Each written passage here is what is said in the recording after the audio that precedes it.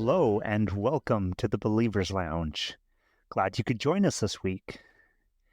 As usual, I am joined by none other than Usual John.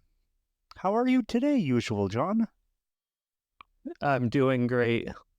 Good. See, I thought I could kind of roll with the names here, but I think I need a little bit more practice. So we'll get better at this and we'll try it again. But thank you for joining us. This is our second missions episode today. And so we're going to be talking about where do we go when it comes to missions. Last week or the week before, we did our first part, why do we go on missions? And so we're looking forward to getting into this again. So without further ado, let's begin.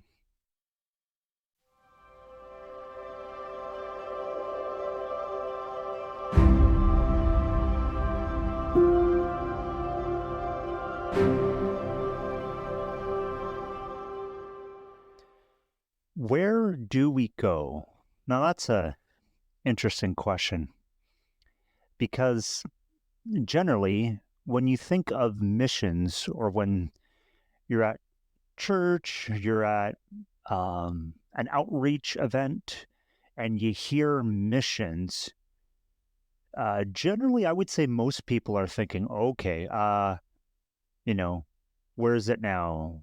Africa, Eastern Europe, Asia. Like, you're thinking abroad, right? Yep, you're thinking places like Sierra Leone, Middle East, Belize, Peru, and anywhere that might be considered exotic.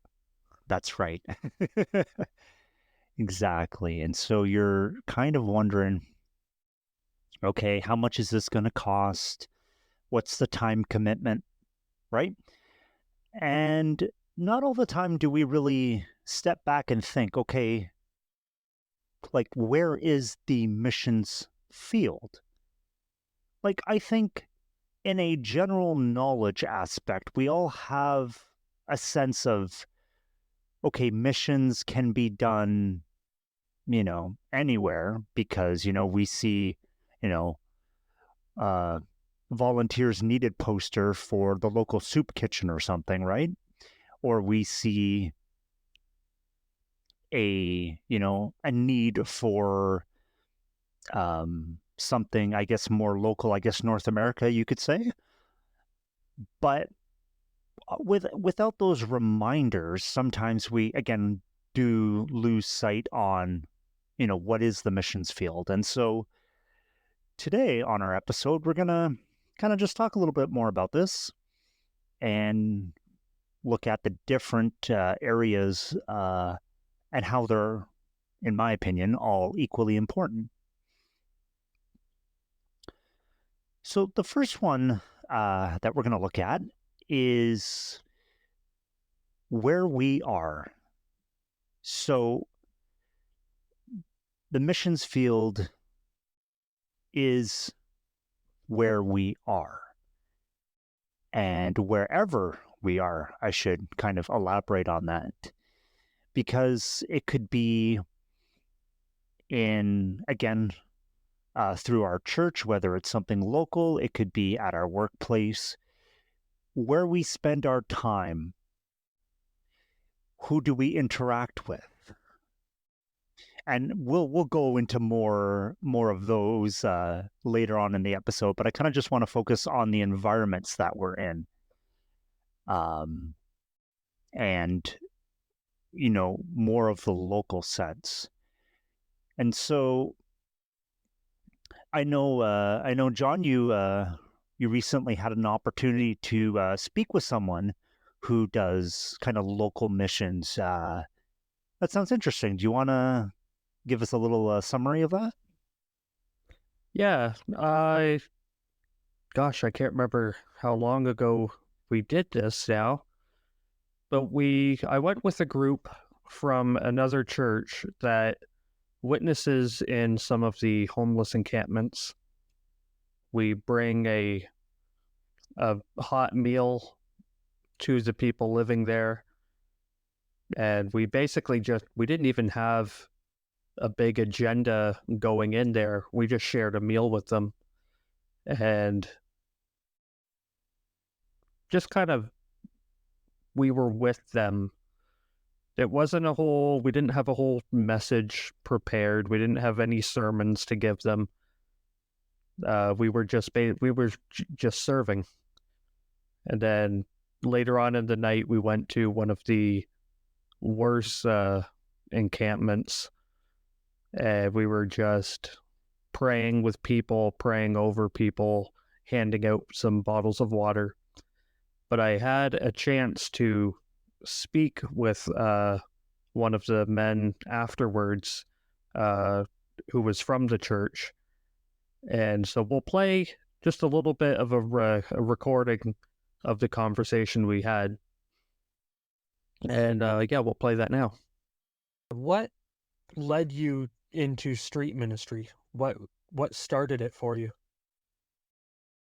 So when I first started doing electronics recycling, it was pretty immediate that my calling was to help street people, because they started stealing from me pretty much right away.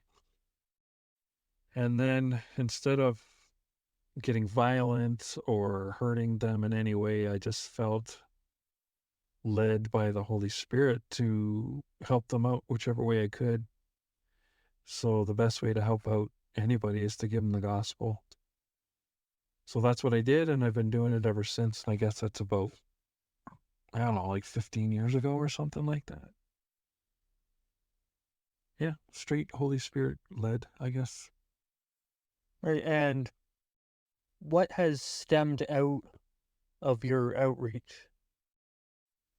Well, not only is it a huge personal blessing, because to give out the gospel, it's a special gift, whether it's received and bears fruit, or not received at all, or rejected completely. Just the act of giving the gospel to somebody is a huge blessing. And then in my case, a couple of men have come to Christ, not by my efforts, but just by the Holy Spirit working in them from the words that were spoken from my mouth, just as a messenger. So that's even better than the blessing of just giving the gospel. To see it work it's pretty amazing. So yeah, that evening was quite eye-opening for myself. Wow, for sure. No, thank you for sharing. I definitely really can get some takeaways from that conversation. When you're led by the Holy Spirit and you go, essentially, when you're called to go, God's going to work through you, and it makes the interaction much more genuine, because you're going to where God has essentially led you to go, and any sharing of the gospel, or just, by being there, by showing love, essentially, God is going to work through you and use you in order to serve and reach others, right? And so it is the Holy Spirit, who does the orchestrating here. And then if any of them do eventually come to Christ, it will be through the Holy Spirit. It won't be by any works that we've done. And I think that's really, really important. So it's a good encouragement, especially for others, because it's not easy. And you know what I mean? Like it's definitely something that's difficult. Not everyone's, you know, able to have that kind of ability to just go into those kind of situations. But definitely, if God's leading you, He'll be with you and He'll use you, right?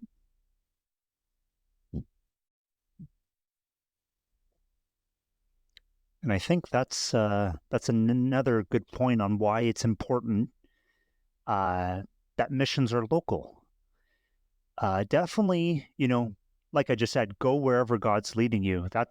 It's important for you to listen to the call of the Holy Spirit, but don't turn a blind eye to what's happening around you. There is lots of need everywhere, right? And so we're in this environment most of the time. So why isn't most of our effort focused on the needs of the people around us, right?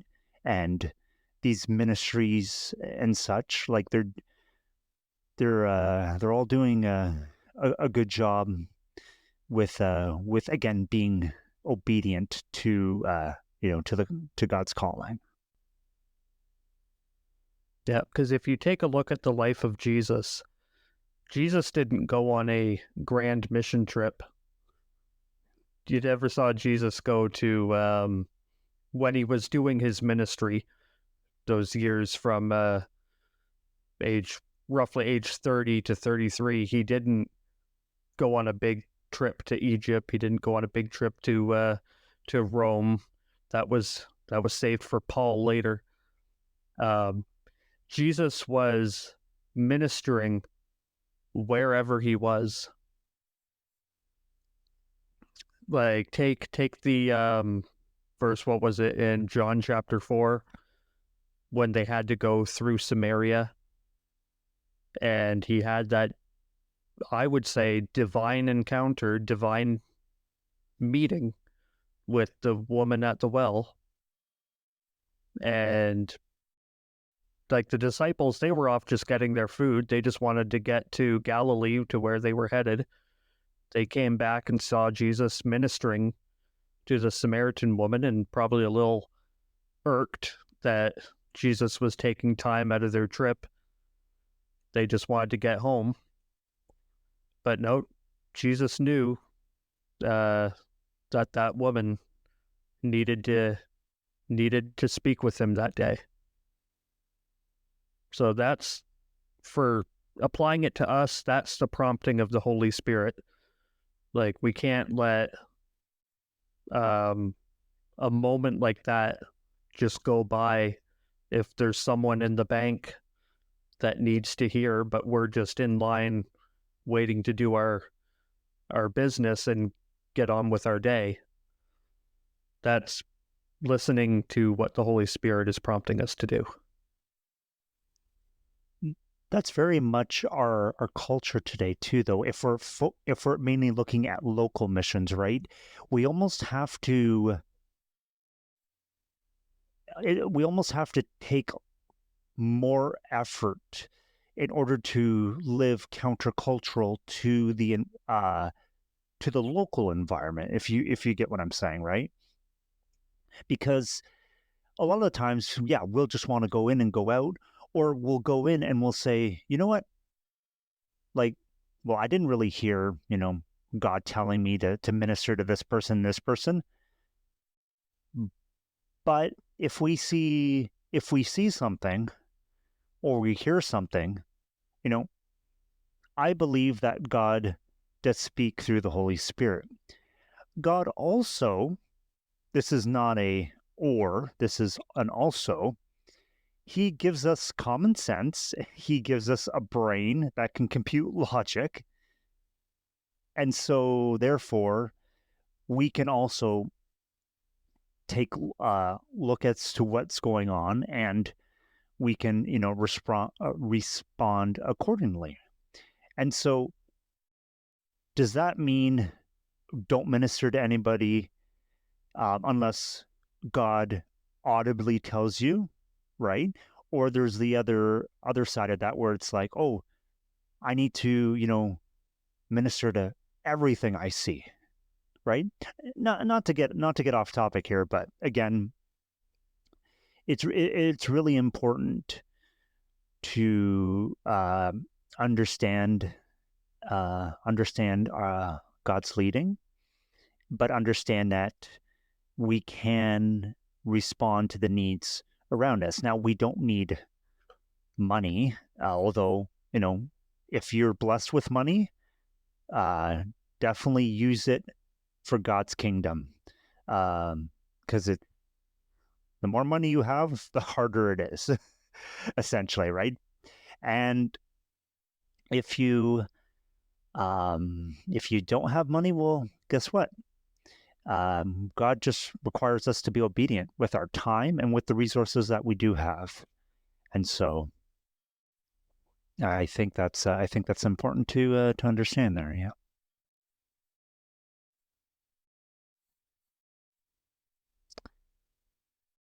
The second point we just kind of want to go over here is, I guess, what mainly people think for missions, going somewhere.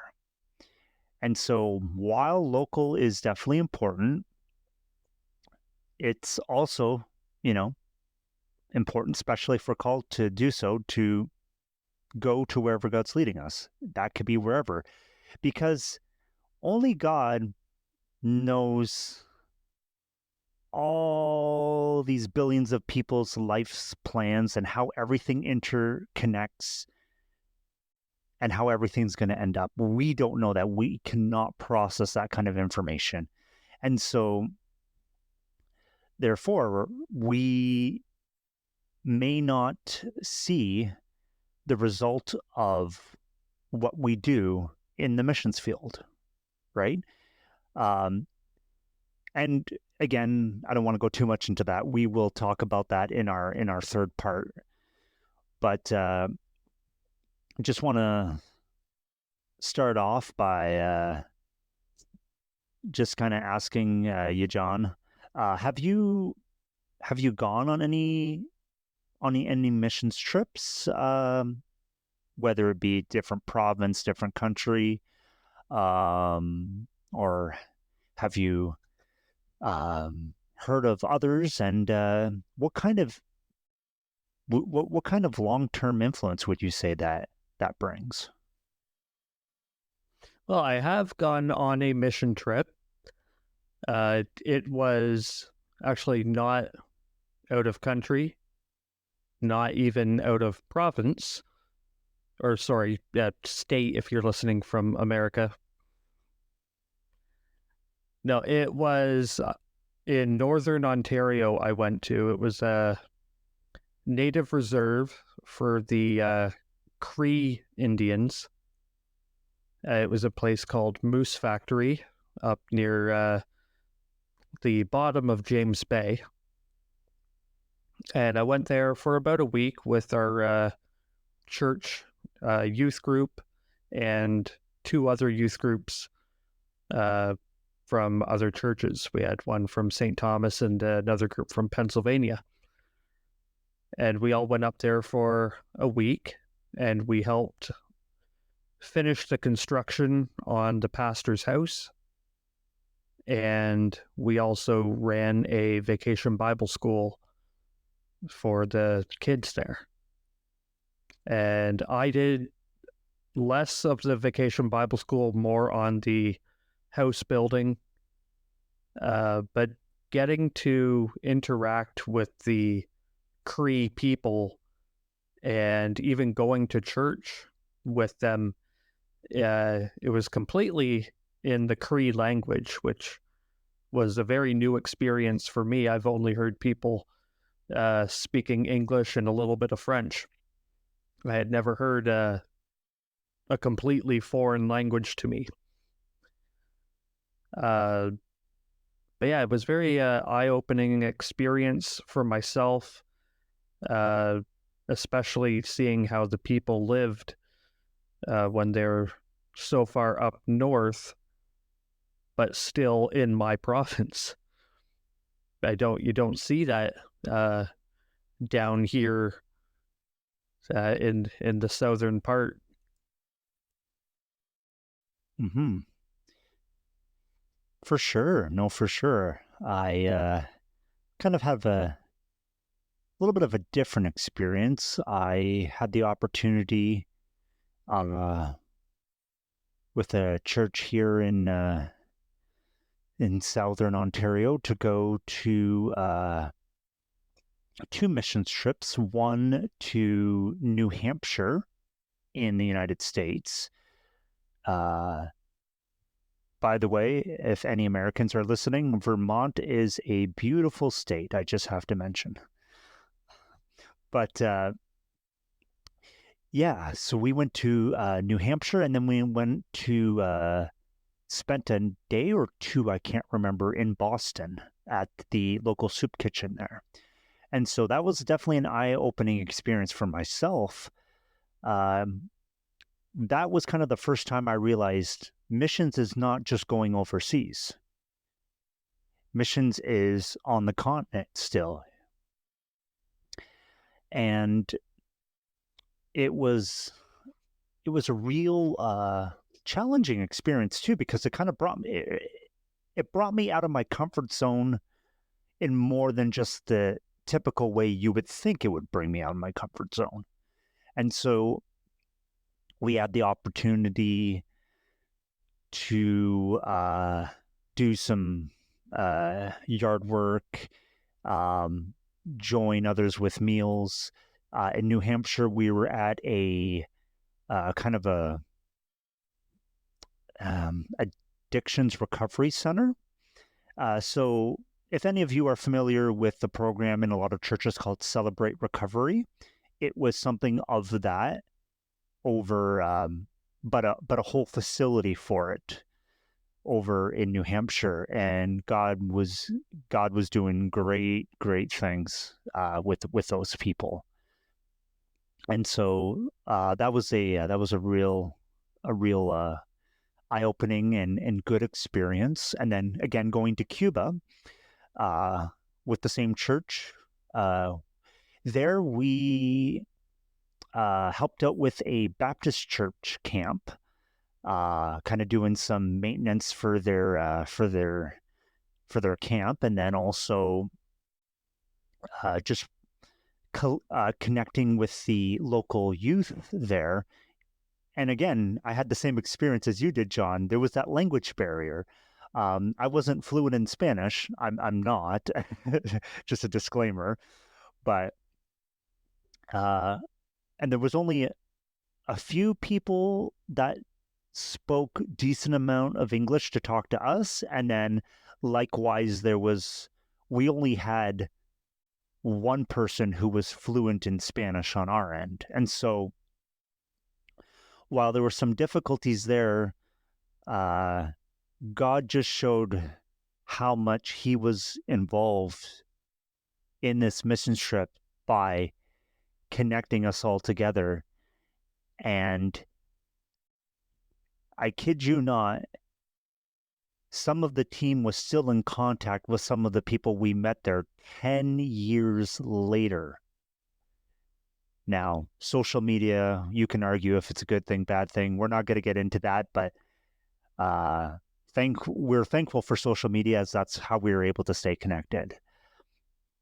As, you know, a lot of people stay connected with people from far distances. And so, yeah, but to suffice to say, even though our destinations were different, our tasks were different, our time was different, there's a lot of similar takeaways.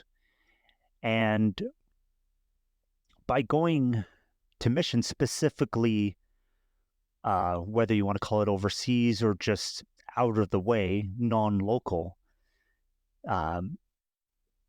you grow as a Christian as much as you're ministering to others, whether through your what you're saying, or for a lot of people, it's, you know, what they do. They just go. Maybe they're not good at, you know, leading a Bible group or, you know, speaking about their faith, but they go, they work hard, they make time for others, they show their obedience and they show they care through many different forms, right? And so we have to not be quick to discount that, because actions do speak louder than words sometimes, right? And so, but it really is important to remember that, the whole, I guess, to summarize, the whole world is also the missions field. And so I don't know if you remember, but in the Bible, I'm paraphrasing here, do correct me if I'm wrong, but I believe that before the end will come, the whole world will know about Jesus. And so we're told, I believe, still to this day, that there are still unreached groups. And so it's important to go out and preach the gospel to every nation, right? As we're commanded to do. But again, going on what we were talking about earlier, I feel it's important for us to listen to where God is leading us, so we can all fulfill our part in the greater story.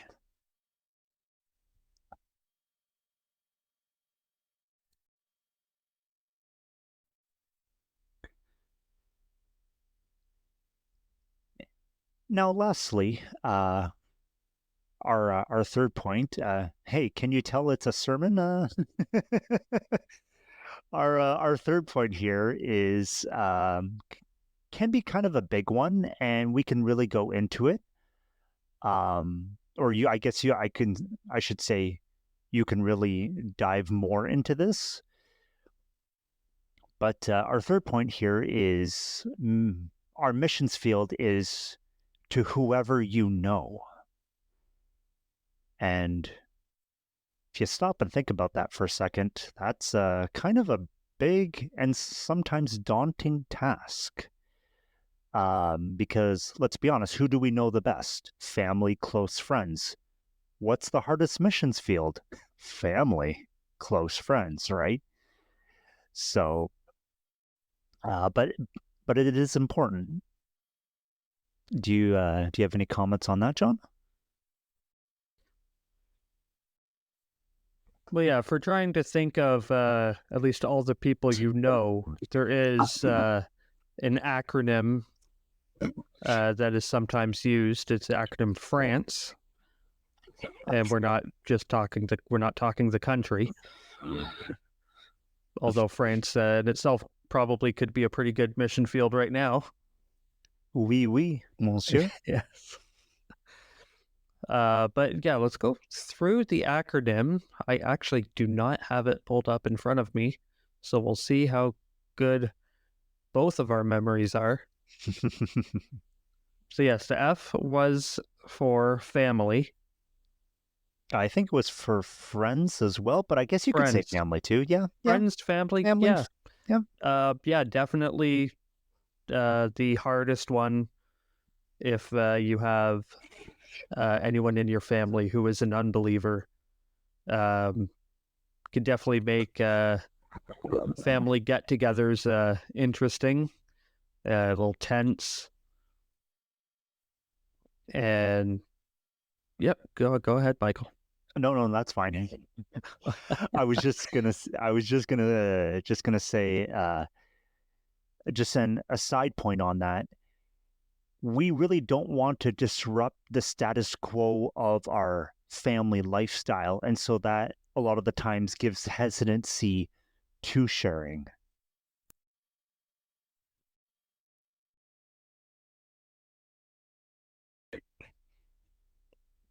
So yes, then the R was relatives.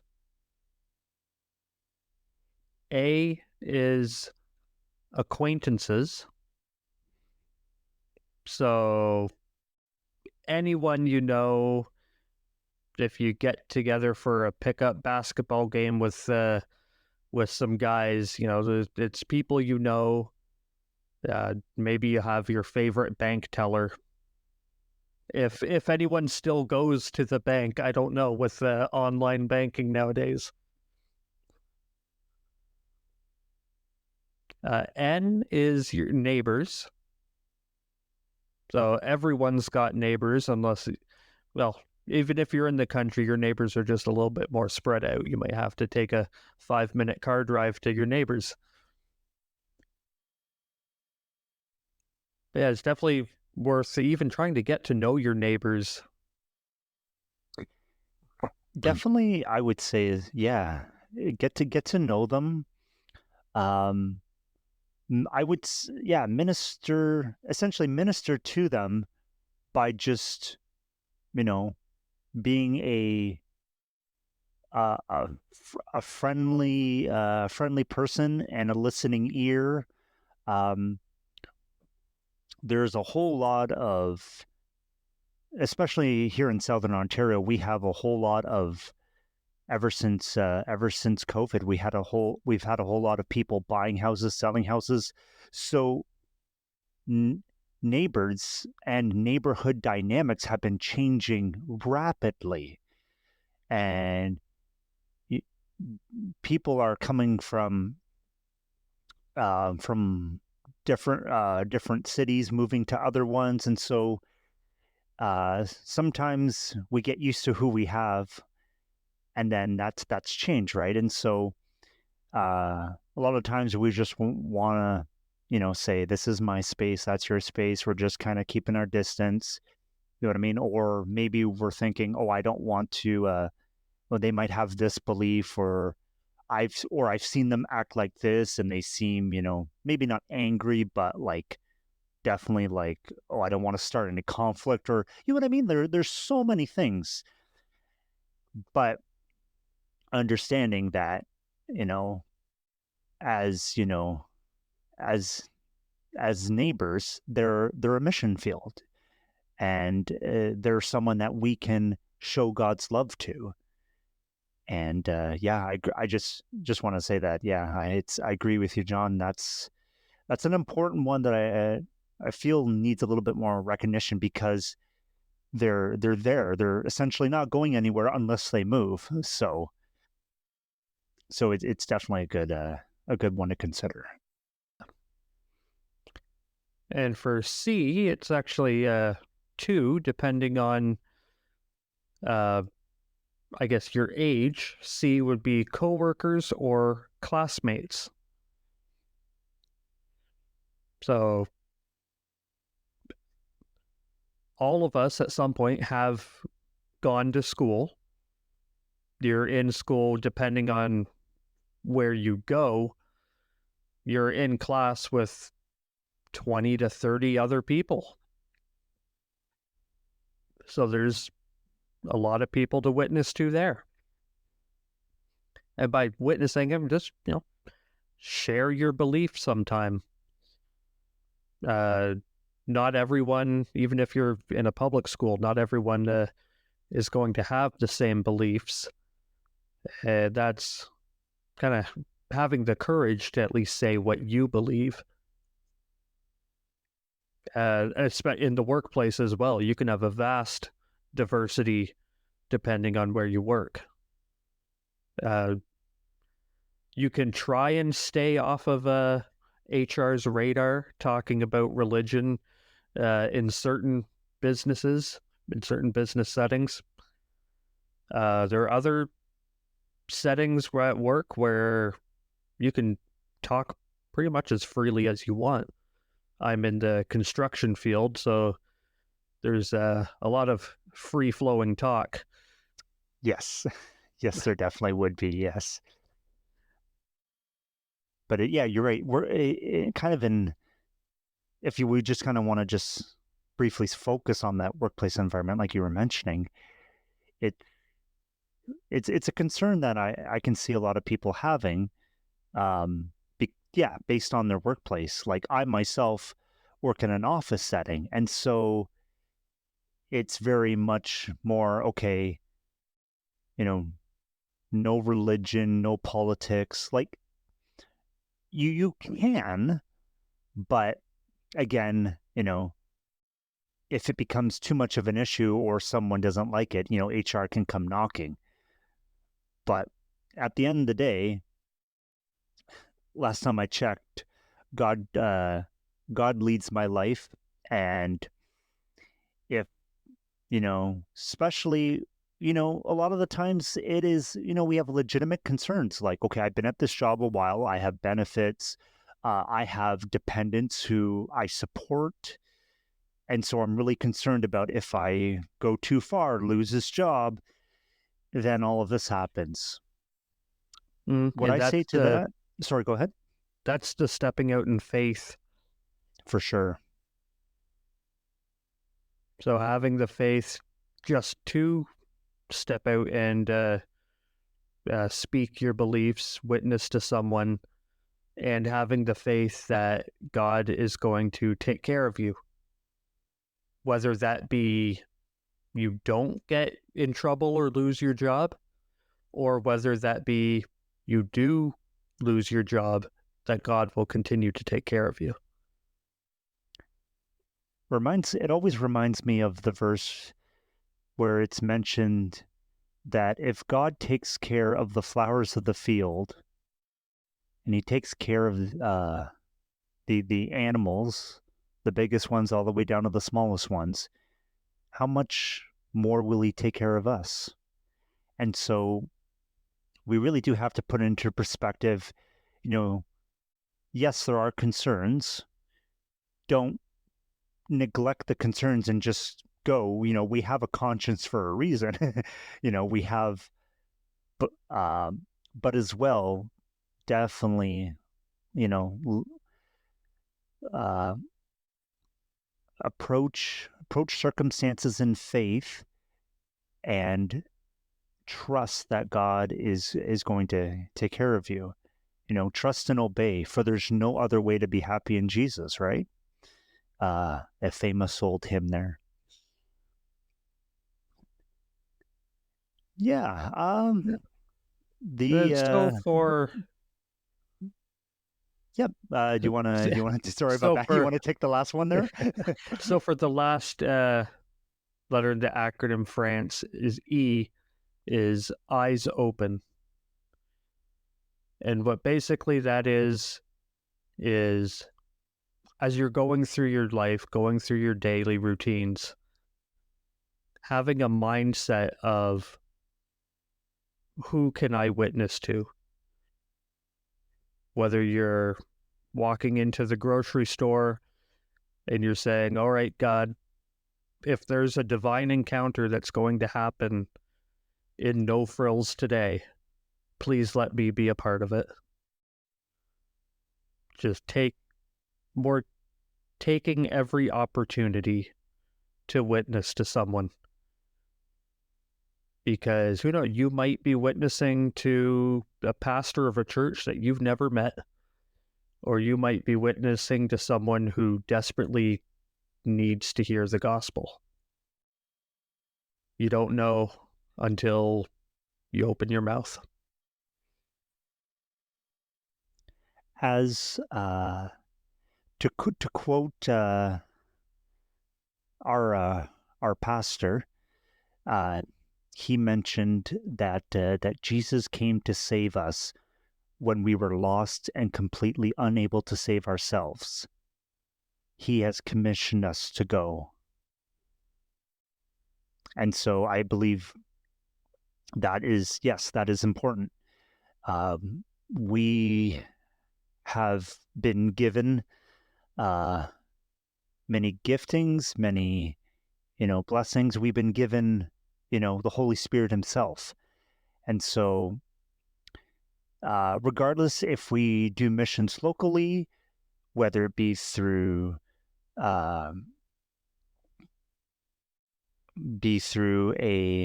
local area, or whether it's to the people around us, or even overseas, it all requires us to step out in faith and obedience. And that is important, but we know that God will be with us as we go to wherever he's leading us to go.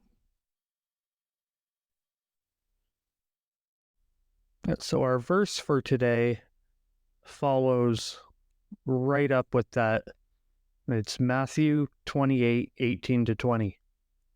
And Jesus came and said to them, "All authority in heaven and on earth has been given to me. Go therefore and make disciples of all nations, baptizing them in the name of the Father and of the Son and of the Holy Spirit, teaching them to observe all that I have commanded you. And behold, I am with you always, to the end of the age." Well, thank you for joining us this week for our talk on where do we go in regards to missions. We appreciate you listening. Just want to mention that our conversation, again, is also based off of another sermon. We will have that sermon linked into the description for wherever you're listening. So if you want to take a listen to the sermon or want to know a little bit more about the topic, definitely check that out. But again, thank you for joining us. Thank you, John. I appreciate our conversation today, and we'll look forward to talking to you again next time.